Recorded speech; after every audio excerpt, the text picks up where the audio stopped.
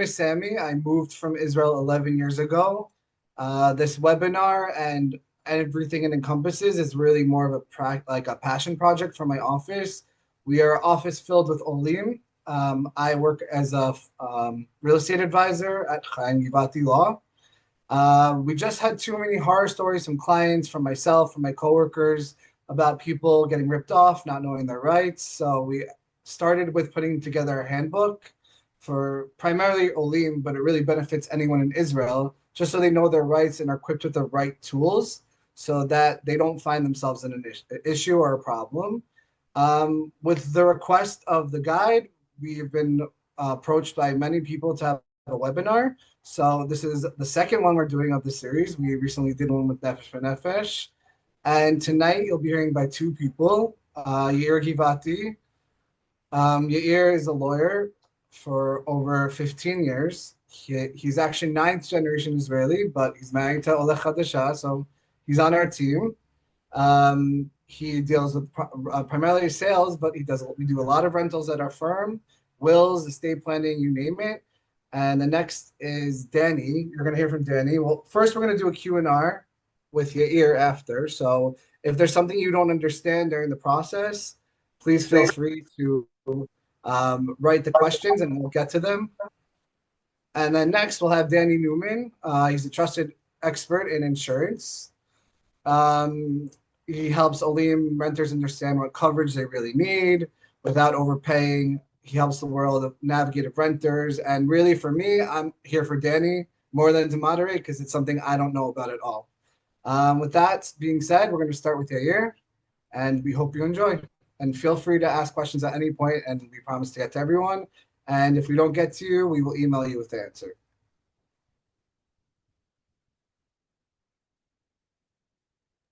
Thank you, Sammy. Can you just see my screen? Okay, so Yeah. welcome everybody. So a little bit about myself. First of all, thank you all for joining us. We're very happy that you're here and you moved to Israel or looking to move to Israel. And of course, we're here to try and help you and guide you through the system. I know it's not easy to leave the comfort of your own home, and things can be really challenging here. There's a lot of bureaucracies, things that work just differently than wherever you're coming from. And this is why we're here tonight. We can empower you and give you the knowledge and tools you need in order to navigate the rental system in Israel. A little bit about myself. As Sammy said, my name is Yair Givati. I'm the managing partner at Yair Givati & Co., a firm that was established by my father in 1969. Unfortunately, my father passed away a little over a year ago, but I'm continuing his legacy of real estate law in Israel. I'm actually a ninth generation Israeli, as Sammy said, and my father did not really speak much English. But it was important for my parents that my brother and I learned the language. So we moved to England as kids for a year when I was 10. And ever since I joined the firm over 15 years ago, I've focused on serving foreigners and Anglos who are looking to buy or rent in Israel. I understand that buying or renting a property in a country where the laws and bureaucracy are different can be very daunting. And so my role is to guide you through every step of the journey and ensure you feel confident with the process. Now, a little bit before we start, there's a lot of information out there. As you can see, there's groups, forums, friends, Facebook. There's a lot of information everywhere. But the trouble is that you don't know if the information is correct or it's up to date. And that's why, even though I think it's really good that you try and find information and make sure you educate yourself. But we highly recommend taking a professional to stand, in your corner, guide you and secure in the process and with the up-to-date information. So renting your home in Israel. Why we're speaking about this topic right now? Well, the main reason is that the summer is approaching, and this is when many leases are renewed. And this is when many people start to think about the upcoming lease for the year. In my office alone, most of the staff are Olim, and I've heard about many horror stories of the landlords and rental situation. Even just as a few weeks ago, one of the guys on our team was literally bringing his stuff to the office so he can have a hot shower in our office, because his landlord had Sorry to interrupt you here. It was me. I have no shame. So so Sammy did not have a hot shower at home, so he came to the office to have a hot shower. His landlord did not fix the Dud Shemesh system in his apartment, So, knowing your rights and ensuring the right information is included in your rental agreement is really, really crucial. That's why we created a rental guide, which we'll send in an email following our webinar. What are we going to speak about today? So the main topics are understanding the leases, the maintenance and responsibilities of both the tenant and the landlord, additional costs they will have to cover, and some tips for success. So understanding the lease and the terms, it all starts with the contract. Now, although a written contract is not something that a must when it comes to rental, the only contract that by law has to be done in writing is the sale and purchase of real estate. Um, that being said, we highly recommend, and I'm sure you would agree, that a written contract with all the details is important. It's something very, very important to have. First of all, because it really sets in writing everything that you're entitled for and what your obligations are. But also, you sign the contract, you agreed on terms, unless you put it in writing, comes a few months down, 6 months, 8 months, suddenly, there's a disagreement. What did we say? The landlord says one thing, you said a different thing. If you have it in writing, then there's not going to be any argument because it is in writing. Now, although English is not an official language in Israel, there is no issue with having a rental contract in English. That's opposed to a purchase agreement, which would most likely just be in Hebrew. But there's no issue with having a rental contract in English. And, many times, as long as both parties agree to it, meaning the landlord and the tenant, there's no issue at all to having the rental in English. And we do it many, many times. One of the things that, sometimes or many times we see in contracts that we receive that are missing is the description and the proof of ownership. Many people own an apartment and then they have an apartment manager who takes care of it. And he just says, don't worry, I'll sign it. I'll sign it. I'll manage the apartment. I'll sign on their behalf. I said, that's great, but show me a power of attorney because I don't want to be in a situation where the landlord afterwards comes to you and says, oh, this is not something I agreed to, or this is not a contract that I've signed. And so part of the due diligence that we do prior is to see that the landlord who claims to be the owner really is a registered owner, and that whoever signs on his behalf actually has a power of attorney to commit him. Um, some terms that are very important to make sure that are included, of course, are the rent and the payment terms. You have rental that are being paid once a month. It could be quarterly, it could be yearly. It really is all negotiable what you agree to, but you want to make sure that it's in the contract so there's not going to be any disagreement. Of course, the lease period. Now, it's not just the lease itself, but also any potential extension, any option periods that you have. And we're going to touch about it a bit soon in one of the slides. But one of the things that's important to have is, for example, not to have an option period, which is subject to agreement of the landlord and the tenant on a new rent. Because, in Israel, unlike some other countries, there is no limitation on how much the landlord can raise the rent at the end of the lease. So, if you don't have a properly written and described option period, and you just put, okay, we'll agree to it later. So at the end of the term, the landlord can just say, okay, I'm tripling the rent. And then, of course, you're not going to rent it. And that's a way for him to get out of the option period, which he gave to you. It's important to have, a clear definition whether the apartment is coming empty or furnished, or could be also semi-furnished. And if it comes furnished, you want to have a detailed list of what it comes from. So at the end of the lease, when you leave the apartment, there's not going to be any argument whether some items were supposed to be there, or you're taking out, or their state. So it's very important to have a clear list of the items that are left in the apartment and what state they're in. And securities and guarantees, this is something that I'm going to touch on in the next slide. So what are the securities and guarantees that the landlord can request for you? So I guess the two main types of guarantees would be a limited guarantee or no limited. And the difference is really how much it costs the tenant to obtain that guarantee. So, a bank check, a check that is money actually coming out of your account, it's something that costs the tenant, and that's why it's limited. The same thing with a bank guarantee or cash guarantee. all these guarantees by law are limited to up to 3 months rent. And we've seen, I've received contracts from landlords that say, okay, I want a 6 months bank guarantee as a term of guarantee for your obligations. Then I go back to them. I'm sorry, it's very nice you wanted. I could understand even what you wanted, but by law, you're not allowed to do it. So any of these are limited to up to 3 months rent. I would say that in general, 1 month would be on the lower end, 3 months would be on the higher end, which both of them are something that are not that common. And most common is actually a 2 months rent as a limited guarantee. Now, there are other potential guarantees that you can give, such a regular check, an open check, or having a guarantor.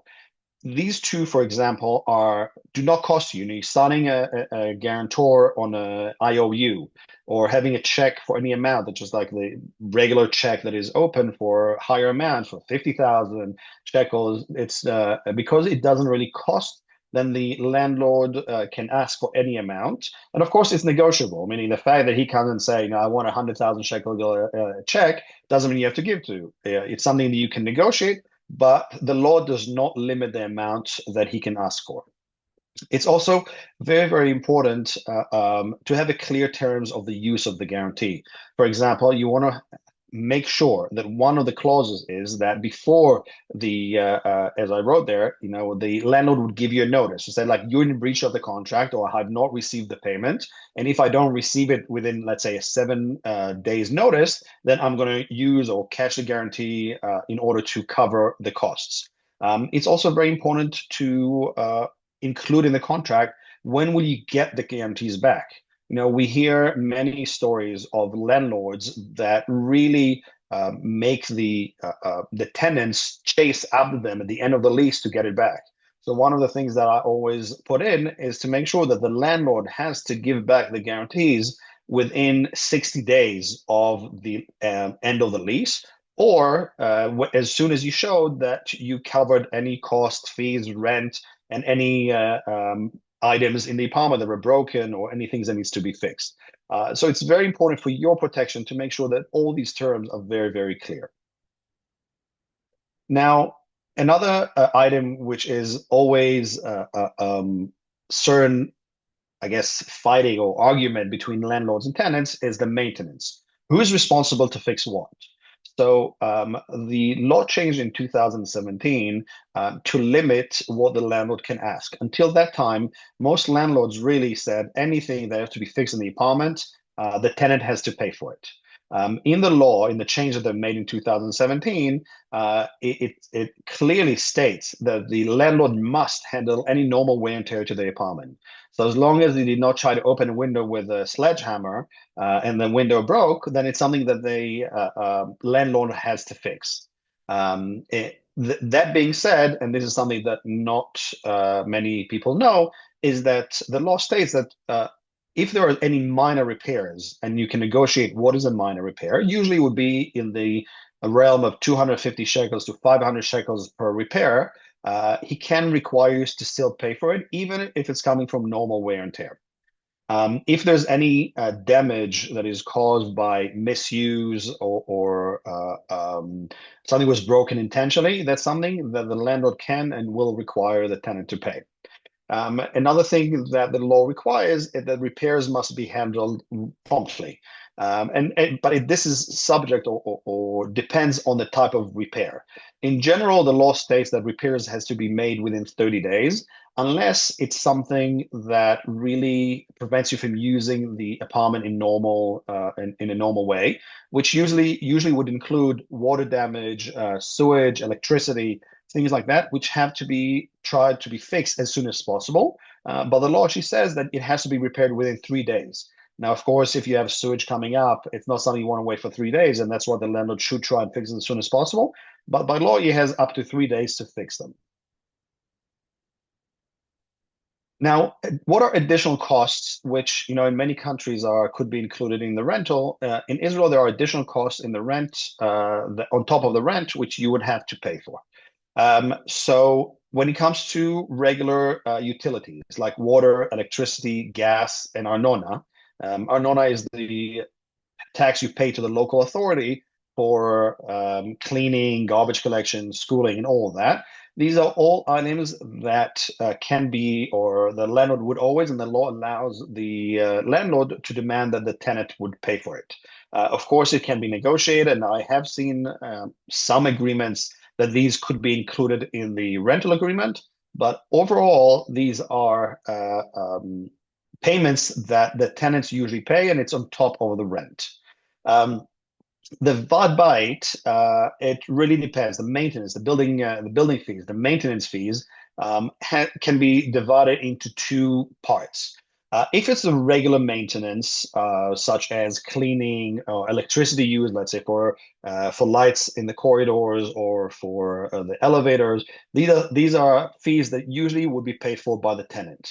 But if there are special payments that come, for example, for upgrades of the building or special things that needs to be fixed in the building.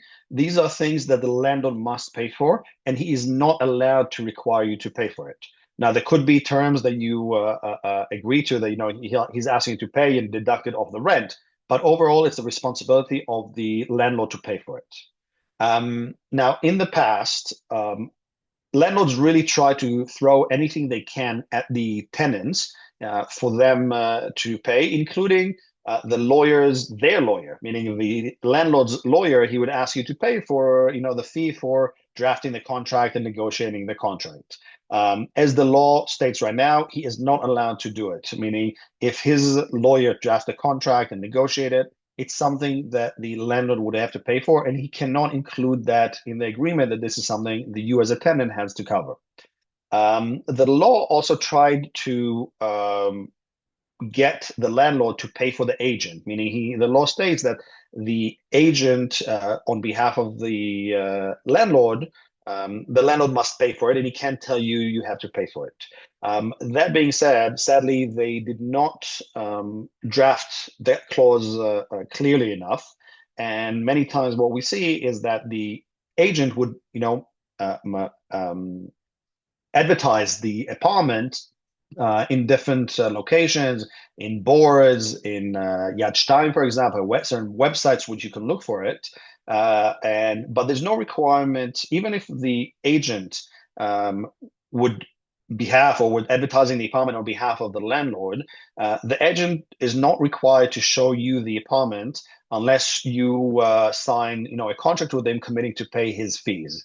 So I hope they will change the law to make it clear. But at this point, as it is, the agent doesn't have to show you the apartment, even if he's acting on behalf of the landlord. And many times, and very common, the agent would actually get paid by both the landlord and the tenant in order to rent out the apartment. Now, when it comes to the end of the lease, there are certain common practices and something that happen naturally, and some things that you want to make sure and demand that the landlord does. And like I said at the beginning of my talk, so some of the things that the landlord require, and it's very common to have in the contract. He can require the tenant to clean the apartment properly, repaint it. In many times we have very specific clauses, including what type of paint, what color that he has to paint it in. And it's something that maybe, in other countries is not that common, but in Israel, it's something that it happens all the time. And of course, he can ask you to fix any damages that caused to the apartment during the rental period before you move out. We highly, highly recommend, the day that you leave the apartment, you do a joint and final inspection with the landlord. And we also highly recommend maybe even taking a video, both videos when you take possession of the apartment and a video when you leave, so you can have actually proof what was the state of the apartment when you took it and what was the state when you left the apartment. So there's not going to be any claims in the future. It's something that we also see there happen very often is that you left the apartment, but the landlord doesn't necessarily take back the utility bills in his name. So when you're doing the final inspection and the handover, you should be there and speaking together with the landlord to the utility companies such as water, electricity, gas, and arnona to make sure that the landlords tell them, okay, now it's time to transfer it back to my name.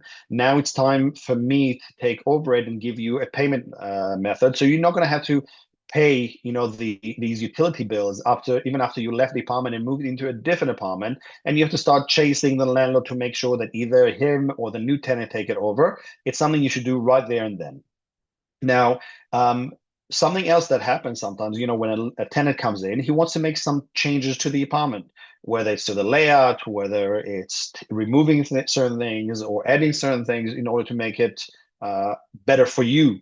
But at the end of the lease, the landlord actually can demand, even if he gave you agreement and permission to make these changes when you moved in, he can still require at the end of the lease for you to move it back to the same state as it was the day you moved in. So before making changes or thinking about it, just take that into consideration and the extra cost to see whether it's really worth it or not. For some people it is, for some people it's not. Just, do whatever is right for you. A very important clause that people need to think about is anything regarding the cancellation and renewing of the lease. Cancellation is not something that has to be part of it's not required in the rental agreement. And I'm talking about early cancellation. Let's say you have to move back to, the country where you're coming from, or, you got married and you need to move to a bigger apartment. It's not something that the landlord has to include in the contract. It's something that is negotiable.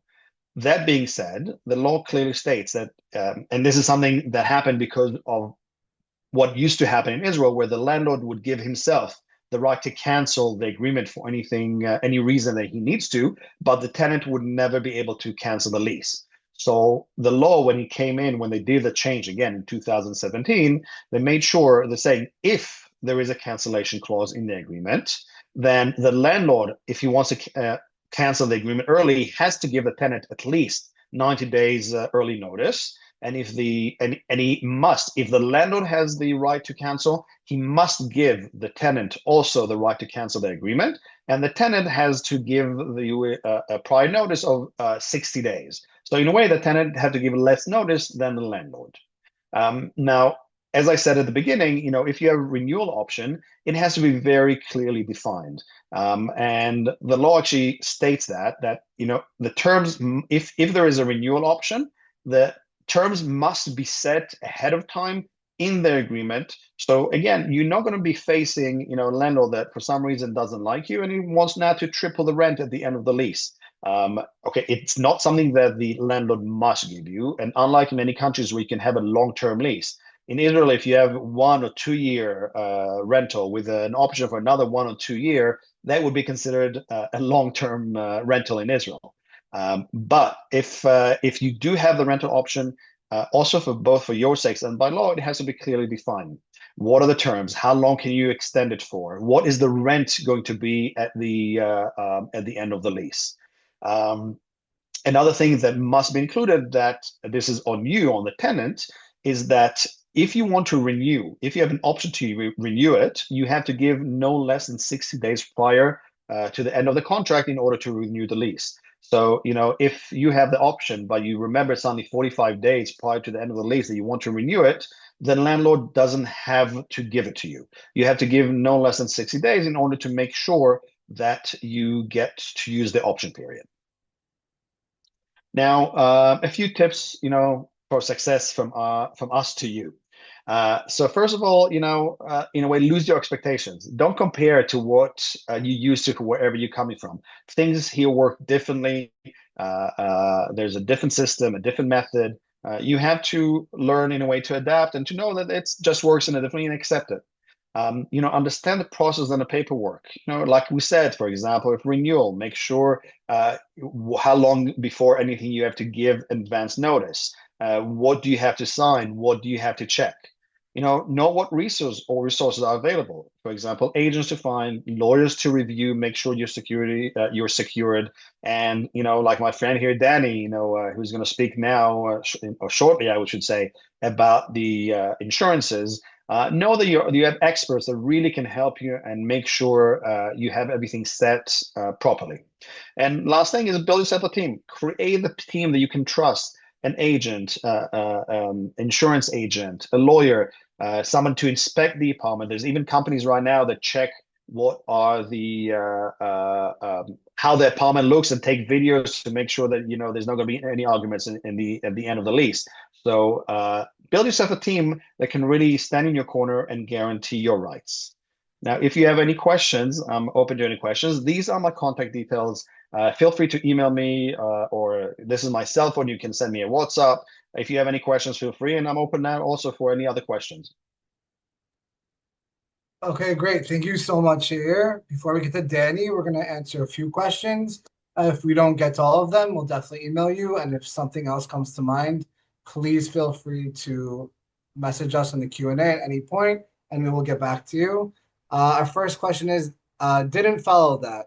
Is 60 days before the end of the new lease when the landlord has to have told the tenant the new terms if renewed, or is the latest the tenant needs to notify the landlord the tenant wants to renew, or both? I'm sorry I wasn't clear enough. First of all, the terms for renewal should be already set in the initial contract you signed. It's something that the law requires, and you also, for your sake, you want to make sure that these terms are set ahead of time. So that's something should be already from the beginning of negotiating the initial agreement. In order to renew, the tenant has to give 60 days notice to the landlord that he wants, or at least 60 days notice to the landlord that he wants to exercise his option right. If it's less than 60 days, the landlord can say, you missed the boat.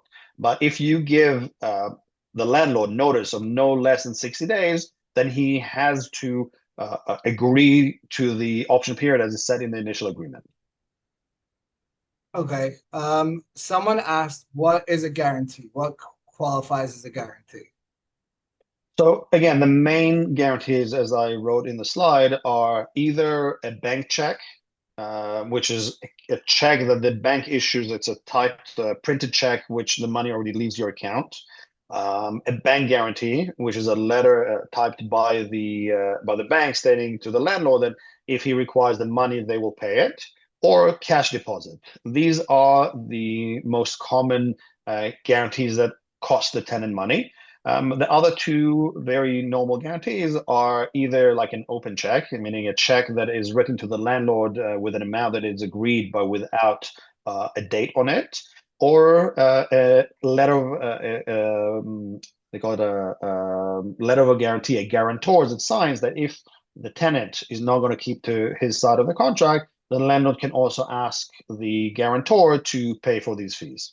These, I would say, would be the five most common types of guarantees. What documents does a tenant need to show in order to transfer the bills back to the landlord? So, first of all, you have the contract, but usually the utility companies, and this is where the problem is, they're not willing to just say, okay, you show them the contract, and the contract is, okay, this is the end date, I'm leaving, and now they're going to leave it open-ended.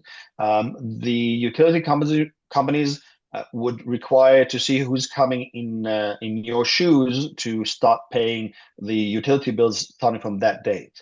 So this is why we highly recommend to do it on the spot when you give the keys back to the landlord, to call the utility company right there and then and say, now I'm the tenant, I'm leaving the apartment, and here's the landlord, and he'll take the phone, say, I'm taking over it now. If there are issues, sometimes what we do is get the tenant to write an affidavit and showing the rental agreement and telling the companies, the landlord is not cooperating. Please transfer it back to their name based on, a valid affidavit that is signed and approved by your attorney. What rights do tenants have if the building undergoes major construction during their lease? So, in Israel, I'm not sure if you know what Tama 38. Tama 38, for example, is a type of an urban renewal. If you know that the building could undergo such a project, then we usually add a clause there, either that the rent would be heavily reduced, or that you have the right to leave the apartment or leave the lease early, cancel an early termination clause.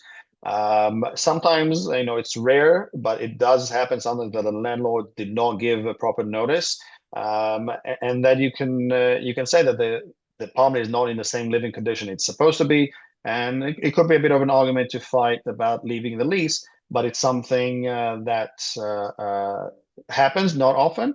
And then we get a bit into an argument about the rent or the option to terminate the apartment early. We'll just do two more questions so we can get to Danny, but again, feel free to write more. We actually received a question.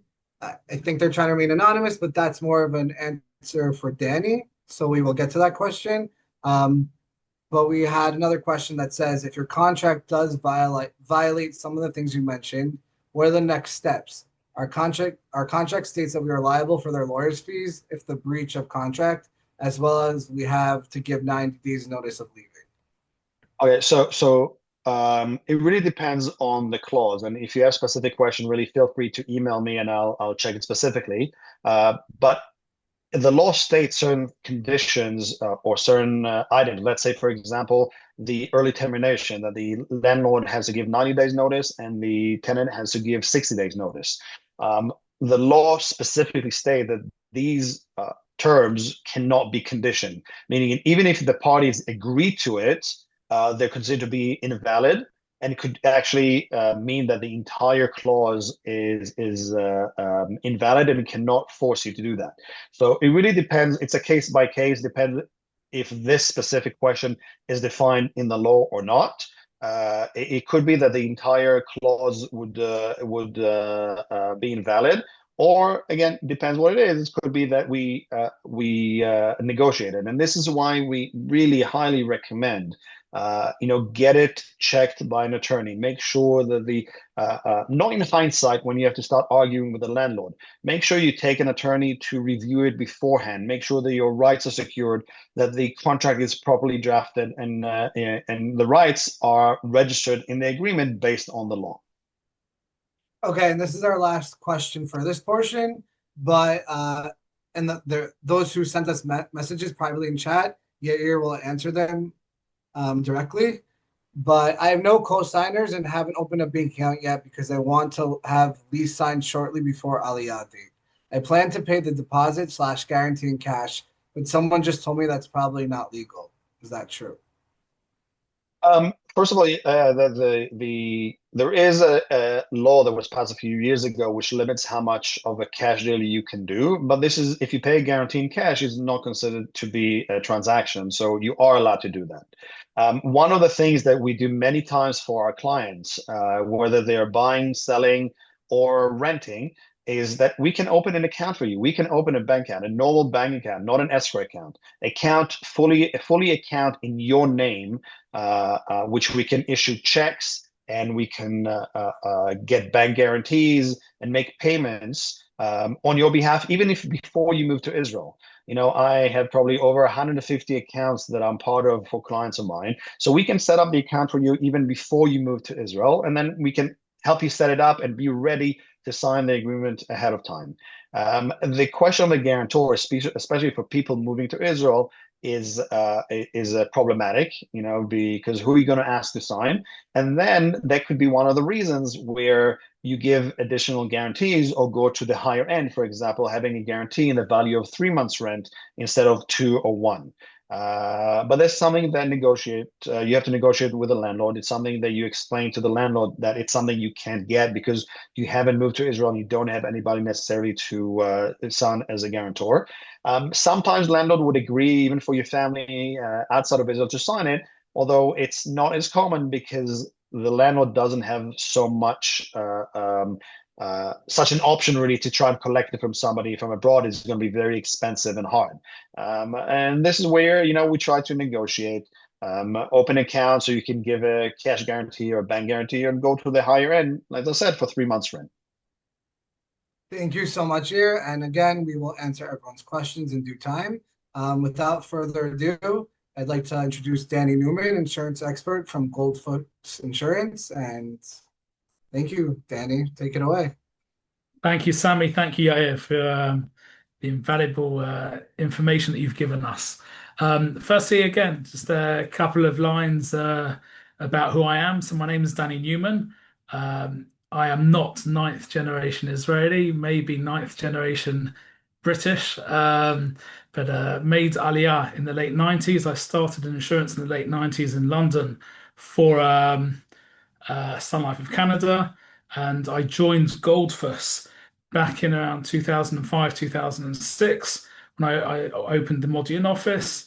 And in 2012, I opened the Bet Shemesh office, which still to this day, I'm the manager of the Bet Shemesh office, and I am licensed in all aspects of insurance from home, car to health and to pensions as well, and various other things. What I'd like to do in the next, I guess, 15 minutes or so is cover a few things that I believe are pertinent to people renting and a clause or two that should, I believe, be added to the rental contract. And again, there'll be a room for questions afterwards. So I will share my screen. Hopefully this will work. Um, okay, let's just put it on this mode. Okay, 1 second. Okay, so what are we going to speak about? We're going to look at home insurance, renting, contents, jewelry, third-party liability, and then we'll cover various clauses. So home insurance, in essence, is broken into different subsections within that. A lot of people will come from overseas and say, I need renters insurance.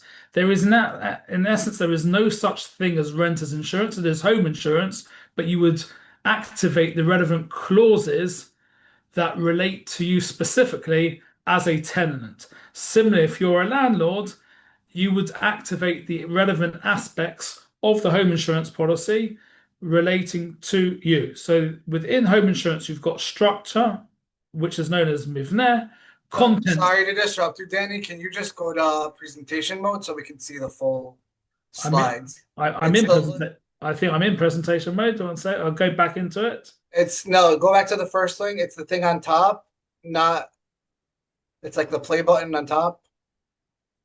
This one, All the way. Yes. is that better? It didn't go. Click it again. Can you see it? It's a one right next to the minus sign on the bottom left. On the bottom, I've done that. It's, That one. it's showing. It's fine. Just continue that way. It's fine. Is that fine? You're seeing it? Yeah, it's fine. Okay. So home insurance covers structure, which is mivneh, contents, which is tchula, and third-party liability in Hebrew is tzad gimel, tzad shlishi. And there's a few words here which just I throw in some Hebrew words. So I guess if we're sending the presentation after to those who've signed in, so you'll be able to see some Hebrew terminology here. So what are the risks? So home insurance covers risks such as burglary, fire damage, water damage, earthquake, vandalism, and various other liabilities. Similar to any insurance you may be used to from overseas. It's pretty standard. Now, I'm going to mention very briefly the fair rental law that Yair mentioned about things that pertaining to the obligations on the landlord. And I'm just going to add one thing. So obviously this was passed in the summer of 2017, and there's one line here where it says, if I scroll here at the bottom, it says renters will have to pay for water. Sorry, renters will have to pay for water, electricity, and municipal taxes. Exactly what Yair said. Whilst owners pay for anything that increases the value of property. And the other thing, which just to add on, as well as insurance. So it was quite common in certain areas before this act was passed that often landlords would write in the contract that the tenant also has to insure the structure. So one little thing just to add on to what Yair mentioned is that the Fair Rental Law Act of 2017 stopped that, and according to this act, the tenant is no longer can no longer be mandated, even if it's written in the contract, to insure the structure. So that's just one little thing I would add to what Yair mentioned about the Fair Rental Act. So structure, which I won't talk too much about at all, because obviously this is about people renting. So it's anything that's physically attached to the structure comes under that. And there are different ways of insuring, which I won't, again, this isn't the lecture for this, but things that are physically attached, like the kitchen cabinets, bathroom units, that will come under structure. So we're looking mainly at contents as someone who's renting, and it's all your personal items. And this will just show just an example of different things. You may own the electrical appliances, jewelry, Judaica, clothing, furniture, books, tefillin, etc., etc. All these things come under contents insurance and should be covered if you're taking out a policy, your personal artifacts. So the question is, how much should someone insure for? So the way it works in Israel is that you insure for a new for old value. So if let's say you have a 20-year-old refrigerator that's you've inherited or you've had for so many years, it may actually only be worth 100 shekel. So to insure something for 100 shekel, you're not going to get much in the way of a replacement refrigerator. So insurance works for new for old value. So for a like for like replacement or as close to a like for like replacement as possible. So we're looking at the replacement value. Now, often people may come from overseas. Oh, well, in America, it was a lot cheaper. The insurance will be based on Israeli replacement values because obviously, you may have brought something over in a shipment, but it's not necessarily going to be something you can easily replace. So the insurance company would insure for the Israeli values here. So the question is, how do you make sure that you're insuring correctly? So we always recommend having an appraisal report. This is something that if you ask your agent, they can arrange for, and it's something that can be paid for by the insurance company. It will not be an appraiser who works for the insurance company. That way, there is no conflict of interest. And it will be a separate licensed appraisal company will come and they will assess the new for old value. And we advise this for a few reasons. Number one is that once you have the appraisal, we know what you're insuring. There is an inventory, there is a list of what you're covering, meaning that in the hopefully hypothetical scenario that there is an actual claim, the onus is no longer on you to prove what you had. It's documented and it makes the whole claims process far simpler and far swifter. The second thing is if you have items, which I'll touch on in a slide or two's time, if you want to cover certain items on an all risk basis outside the home for accidental damage or worldwide cover, one needs to have an appraisal report to be able to add it onto the insurance or a valuation or a receipt from somewhere. It can even be from overseas as well, and that can be added on an all risk basis. Now, the issue in Israel is that they will activate something called over or under insurance, which the appraisal report will also help to make sure that you're neither underinsuring yourself or overinsuring yourself. So, for example, if let's say the actual replacement value of your contents is the blue square, so 200,000 shekel, and you've taken out a policy for 400,000 shekel, you're needlessly paying too much for insurance.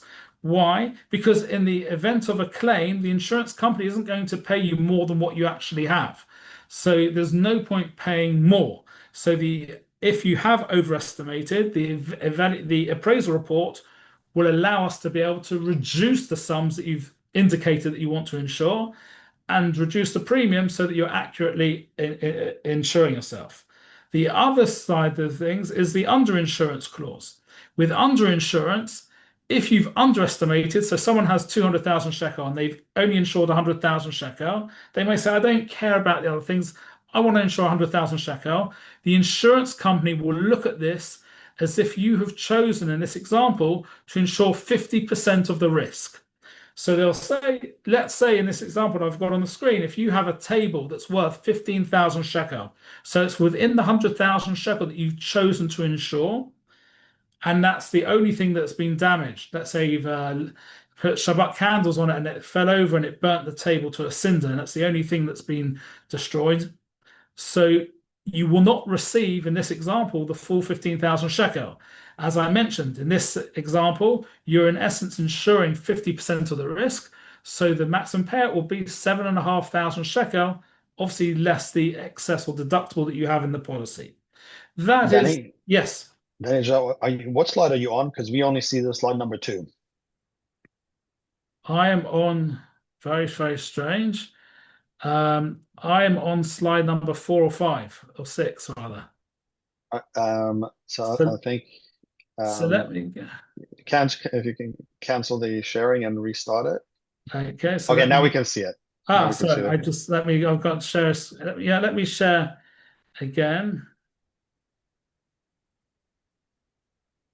Okay, can you see the screen now? now we can see it. Yeah. Okay, so Now let me go it's back. slide 18. No, no, I'm going to go. No, I was going to go back. So I'll just go quickly through. This was the fair rental Perfect. bill, Now it's perfect. Thank which you. had the insurance. That was structure, and this was content. So this was showing items that are contents, and then this was over and under insurance. So in the under insurance, if you've insured 100,000 shekel instead of 200,000 shekel, and your table was valued at 15,000 shekel, so you will in essence only receive 7,500 shekel of the 15,000 shekel because you've only insured 50% of the risk. So that's the advantages and why we recommend having an appraisal report. All risk cover. So you may have certain items that are of value for you. It used to be the bottom one used to be the most common thing 25 years ago. Photographic equipment in the days where people had Kodak and cameras, and that was important. Now we have, things like this, which are cameras and computers, and also double up sometimes as a phone. But if you have items that you're concerned that you would want to cover it outside the home. Obviously, your dining room table, you're not taking your dining room table outside the home, so you don't need all risk cover. But let's say you've got a ring and the stone has fallen out, or you've got an expensive laptop and you've gone to a cafeteria and coffee has fallen over, tipped over the computer and destroyed it. So those are examples of things that you can cover outside the home with an appraisal report or a receipt. Um, when it comes to jewelry, this can be something which impacts the premium, and this can really push the cost of insuring up. And I like to break jewelry down into three different um, categories. One are everyday pieces that if they were to, let's say, be misplaced, stolen, or a stone fall out, that you would want to replace. So take, for example, someone has diamond earrings that they wear for every family simcha, or their engagement ring, and they would want to replace it. So those are items that you would maybe want to cover. Having said that, you can go for a lower agreed value and insure it for less without impacting being underinsured. By doing that, you pay less for insurance, but you would get less in a payout. And you may say, well, I know someone, or I've got a family member who is a jeweler, he can make it up for a lot, cheaper than what it may cost retail. So you can choose to do that. You've then got inherited pieces, and this can often happen with people who've come from overseas, who may have received some very expensive items or have a significant number of items. And my take on insurance is there to replace things for the financial value. Now, if you've, let's say, got a grandmother's ring that you never wear and it sits in a drawer. So I would question the value of insuring that ring. So let's say, for example, let's say if I've got my grandfather's wedding ring at home and it was to go missing or be stolen, would I pay money to insure a ring and say to my elder son, after I've replaced it with the insurance money, say, this is like a ring that your great grandfather, who you're named after, used to wear. So why spend money on pieces that you would never insure? You can't do it with pieces of furniture because that goes into the under and over insurance. But with jewelry, you can take items off cover without adversely impacting the over or under insurance clauses. So if you have lots of pieces that you would never replace, it's a question whether or not it's worthwhile to insure or not. I'm not saying you should or shouldn't. I'm just saying I'm putting it as a question. The third maybe category is significant pieces. Now you may have a piece that's worth a lot of money, and you may say, well, I'm not going to replace it, but it's worth so much money, I want to insure it for the financial value. That if it's like an additional security fund for the family should they hit adverse financial times, that we have this piece that should bail us out. So that's a little bit on injury. Now, security requirements, and this is a big question when it comes to people renting, especially if you're on a ground floor in a standalone home, and especially if you have significant amounts of jewelry.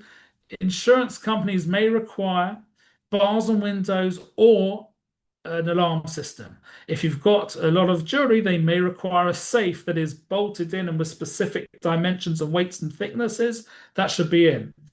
The front door may need to be a certain type. You'll see, most Israeli front doors are these Rav Bariach multi-lock systems where it shoots locks into the lintel and into the doorpost.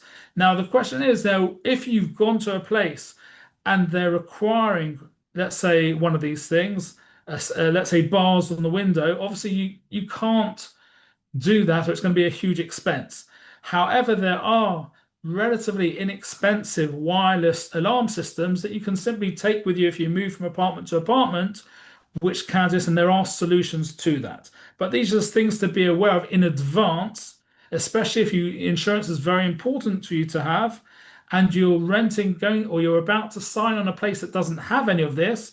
Just be aware that you may be going to a place where you may find it challenging at best to be able to obtain insurance if the insurance company is not prepared to take the risk because it doesn't have any of the relevant security requirements. Third-party liability. It's most policies these days, except if you tend to have a home and a structure policy through a bank, tend to have third-party liability insurance. I will just give you one example of what's important. This is actually a claim that I'm involved with at the moment because it's my own house. Our dear friends and next door neighbors had a very small pipe that burst in their roof, and for about a day was pouring water, unbeknown to them or us, into both of our attics. And when my kids came home the next day from school, my younger two, they found the place was completely flooded. We're talking about a 6-digit claim, all from one small pipe, which fortunately, my good friends and neighbors do have insurance, and they do have third-party liability, so that they're not going to be sued by my insurance company. So that's one of the reasons what can happen with third-party liability. Accidents can happen, and liability tends now these days to be standard in all policies, especially if you're renting. So important clauses. This, I guess, is the main purpose, I guess, of this short talk, is a clause that the majority of people do not know about. Yair, I have to say, to his credit, is one of the few lawyers I've come across who does insist on adding this. It costs nothing to add, and I will go through a couple of examples. So let's go through scenario number one. You've lit Hanukkah candles, and you've left them alight, and you've gone to friends, and when you come back, you're greeted to this scene. Now, they've fallen over, burnt the place down, and there's significant damage both to your belongings and to the actual structure, and it's spread to a neighboring apartment as well and caused damage there. So under these circumstances, you like to hope that you've got insurance, that the landlord's got insurance, and that you've got the liability insurance to cover the damage that has spread. Scenario number two. There is a short circuit and the electricity has tripped and caused a fire. And again, this is the scene that greets the person coming home. So the question is, who's responsible for what and who pays out for whom? So if we go to, let's say that the landlord is insuring their structure with insurance company A, and the tenant is insured with company B. The solution we're going to talk about is called the cancellation of the subrogation clauses. So in the first scenario, whereby the tenant was at fault or deemed to be responsible, so insurance company B will pay the tenant out for the damage caused to their contents, and obviously the third party will cover the damage to the neighboring apartment. The landlord's insurance company A will pay out the landlord for the damage to the structure. However, the landlord's insurance company A can then subrogate the claim. in essence, go into the shoes of the landlord and countersue the tenant personally for whatever damages that they've had to pay out to the landlord as a result of the fire that was the responsibility of the tenant. In scenario two, it's the exact opposite. Again, the tenants will be insurance company B will pay the tenant for damage to their belongings. The landlord's insurance company A will cover them for damage to the structure, and hopefully, if they have third-party liability, will cover damage to the neighboring apartment.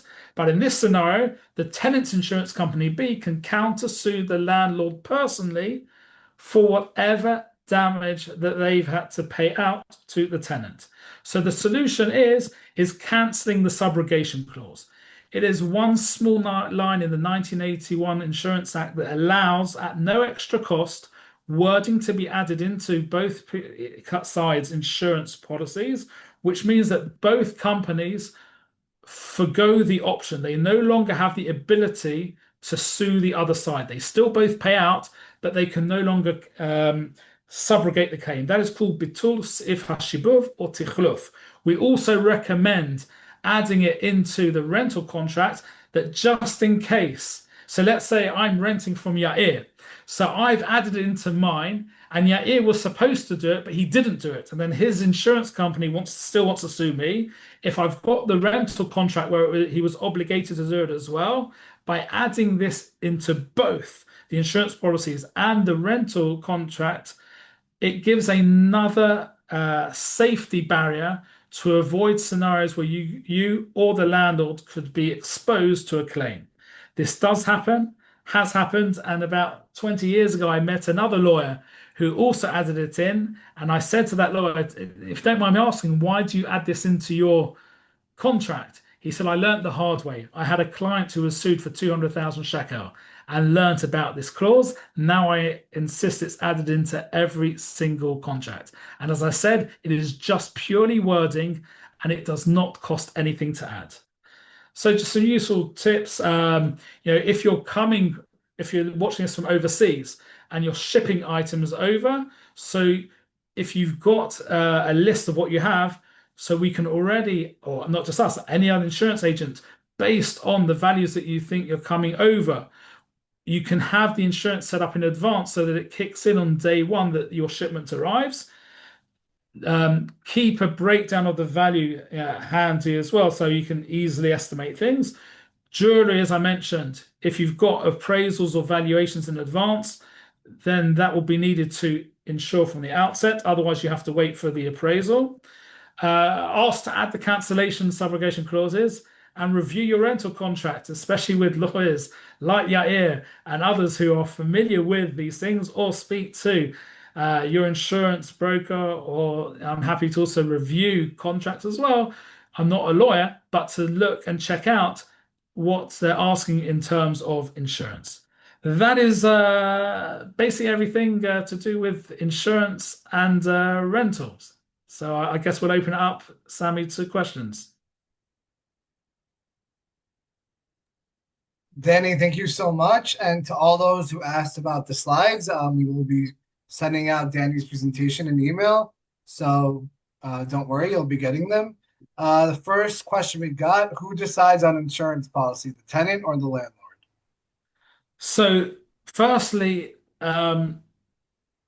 if you're the landlord, you decide on the insurance, and if you're the tenant, you've got complete free reign of which agent, which insurance company, and how to insure it, which deductibles to take, whether you or not you want to cover jewelry or not. So it's purely the prerogative of the tenant to do. However, it could be stipulated in the contract that that's a contractual requirement. But more than that, the landlord has no power to say, oh, you have to use this company or this agent. It's completely free choice of the tenant. Another question was, if I live with a roommate, can we get joint Yes. policies, or do we need separate ones? So good question. We often do this, and then we still recommend having an appraisal for everything. Often they will then split the cost between them. You just need to make sure that the security requirements are there because obviously, if let's say you've left the front door open and someone has just walked in because the you thought that the housemate or apartment mate or flatmate was still there. If you're not meeting the security requirements, so you may be jeopardizing the policy in the event of a claim. But absolutely, you can do that. And by having an appraisal and you've got a list, so let's say that person leaves, so you can say, well, can you remove these items from the policy? But yes, absolutely, you can have a policy in joint names, and if one of them has a Teudat and one has a passport, you can have the policy in both of their names as well. Can the landlord say how much insurance you have to have? Follow. No, they can't do that, but they can ask, that they want you to have reasonable insurance because ultimately a policy anyway should be covering what you have, because otherwise you're going to under or over insurance. But they can ask you to make sure you're activating the subrogation clauses to protect them and having third party liability. As a caveat, I would say if let's say you have an Intex pool, you may want to make sure the swimming pool clauses, even though it's not an official swimming pool, but Intex pools are a pool for, in all essence here. And you may want to ensure that the policy has the swimming pool clause added and that the third party liability reflects that added risk as well. Danny, To I would just follow like up, to, one second, if I can just add, Danny, I recently have had a couple of contracts where the landlord asks for example, to have an insurance of no less than 2 million coverage, 2 million shekel coverage. So it's not something that happens often, but I recently have said it when the landlord did say what is the minimal amount that the insurance should cover. So again, I don't think legally they can put that in, but again, they may be saying, well, it's their property, so they want to make sure that they're renting it out to someone who's going to be responsible, they can put it in. Now, what I will say is that, you know, a lot of companies will have a standard on a rental on a home insurance which has contents will have as a minimum 1.5, and most of them tend to have 2 million as a minimum anyway. So there are a lot of companies where 2 million it's not going to cost any extra. If they're asking for 3 or 4, that's already going to cost extra, and then it becomes a question of they're within their right to ask for that. You're within your right to say no, and then the question is this a property you want to be living in? And are you prepared to pay a bit more? But it should, for 2 million shekel with a lot of companies, that these days, it used to be about 15 years ago, everyone had 750,000 or 1 million. It's quite common to have a standard 2 million shekel cover at no extra cost. we have two different questions, but I think you can answer it in one. One is how to say the subrogation clause in Hebrew, and can you add it after signing the contract? Yes, so here it is on the slide, so it will be sent out as well. So bitus if hashibuv or atichluf, that will be again if we're emailing to everyone afterwards, they will see it. It's in the slide. I purposely put the wording there, and we have a link as well to a to an article I wrote a number of years ago in English explaining this as well. So yeah, and it can be added afterwards as an addendum as well, but I recommend in advance doing it. But if you're already in a contract, I recommend doing it, and it's most landlords will be happy to do it because it's mutually beneficial, and as I said, it costs nothing to add. Here's a how do we get things like jewelry on the appraisal report? I'm assuming the person who is tasked with appraising things like the refrigerator, tables, etc., are not sufficient experts in appraising jewelry or artwork. No, they actually are. They actually come with one of those little glasses, and they will look, and the report will have the color, clarity, weight. They have a little set of scales as well. They actually weigh it, and they're usually quite accurate. Now, obviously, there can be discrepancies, and a lot of things there can be discrepancies. But no, they are quite accurate, and they will also take photos of it. They tend to have a grid, and they put things on it, and they will photograph it as well, and they will go back to their lab and there's another person in the team who will then give a second opinion often as well. So it's not just one person just guessing, but these are people who are licensed people to give appraisals, and they also have the relevant kit to be able to accurately appraise jewelry as well. Last and actually, we have another question for you and one more question for Danny. So, Danny, we'll start with you. What kind of insurance should every renter in Israel consider, in your expert opinion? So I would say as a minimum to cover your belongings. Jewelry is a luxury. We all meet people. Someone can live without jewelry if it cost is an issue, but unless you're going, without being too crash, but unless you're living on a nudist colony, most people I know tend to like to go shopping, wear fully clad in their clothes. And like to go to sleep in a bed and like to sit on a chair and at a table to eat, or on their lap in front of a TV or a screen if that's their priority. So I would suggest, if cost is an issue, at least to have the basics covered. Jewelry and artwork work and things like that which will push the cost up, that's a luxury. For some people, it's an absolute necessity to cover. But as a minimum, I see too many times, even once is too many times, you'll see people collecting charities or these GoFundMe campaigns for a family let's say, who've had a house fire.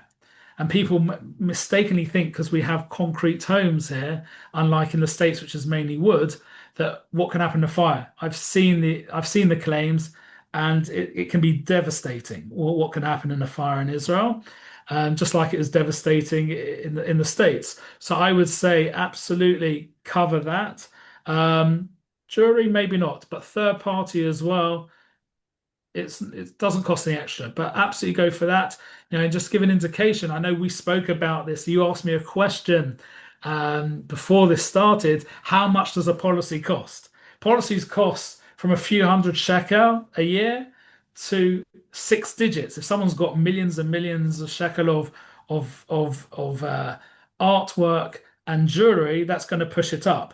But just to give you a very rough indication, if let's say someone has got about 140,000, so let's say about 40,000 US dollars for those who are working in dollars, of contents, and they were, let's say, on a mid-floor apartment, and there's 2 million shekel worth of third-party liability cover in there as well, and to be able to activate the subrogation clauses as well, 650 shekel for the year, give or take. So we're not talking huge sums for someone who's got minimal or even relatively modest contents. And when someone doesn't do that, and then they're going for a GoFundMe page, and I think for 650 shekel, you could have avoided having to go begging for this, and it would have all been solved. So I think it doesn't have to be an expensive thing, but it's a jewelry that can push the cost up. And obviously, if you've got more contents, it pushes it up further. But there are ways around by taking higher deductibles or excesses, in Hebrew called hishtafut atzmit, to potentially lower it. But that's usually when someone has very high-end stuff, and it makes more sense as opposed to just saving 10 shekel here or there. But about 650 shekel for about 140,000 shekel of contents and 2 million shekel liability. And the 650 shekels just the one-time payment. You can depends if you want to pay in one, pay in one. You got Israeli Situation. credit cards, you can pay in Tashlumin. Different companies have different payment schedules. Uh, Good question. Someone just asked. So now you have two more questions here. Can the legal team comment on approximately usual cost range for a lease review and basic usual negotiation? You're on mute. Sorry, yeah, what's the second part? How much does it cost basically to review your contract and negotiate on someone's behalf? I mean, so usually the cost would be between half a month rent plus VAT to 1 month rent plus VAT. Really depends on the complexity and the rental amount. And final question, and then I'll wrap up. What can Olim get as a discount for our Nona? Okay, so that's actually a very, very good question. It's not something that is the same across the board. Different municipalities have different discounts. Usually, the discount would be for up to 1 year on apartments that are up to 100 square meters, and the discount would be depending on the municipality. So, for example, in the Jerusalem municipality. They would give you 90% discount on an apartment for 1 year of up to 100 square meters. So, the way our nona is calculated is for example, Jerusalem has 4 different zones. Each zone has an amount that you pay per square meter, and then you multiply it by the size of the apartment. So if we take the example, if you're renting an apartment which is 125 square meters, so the discount will be 90% on the 100 square meters and full amount on the 25 square meters. Now, also you have to keep in mind that you might have to do it within 2 years of making Aliyah. Meaning, again, if you come and you rent, for 2 years, you don't necessarily have to take on the first year. You can wait a year and then go to use it at the second year. You can use it also, by the way, not just for rental, either for rental or even a discount on our nona when you buy a property. But it's something that you have to check per municipality. Depends on where you want to live. I think if I remember correctly, Tel Aviv has 50% discount. So it would really, really depends on the location of the apartment you're looking for. But there are certainly discounts. Okay, great. Actually, I'll say with that on our LinkedIn page, we will be presenting an article about that. We will send links to all our websites, and we'll be sending you guys recordings and our rental guide and Danny's information and whatnot. Again, I want to thank everyone for attending the webinar. I really think together we can change the culture of having a negative environment when it comes to renting. Knowing your rights really gives you the power to really not get ripped off and really have an easier life. So with that being said, I want to thank you again for attending, and please feel free to follow up with any questions or any concerns or any shidduch recommendations from me. And with that, have a great night, and thank you, everyone.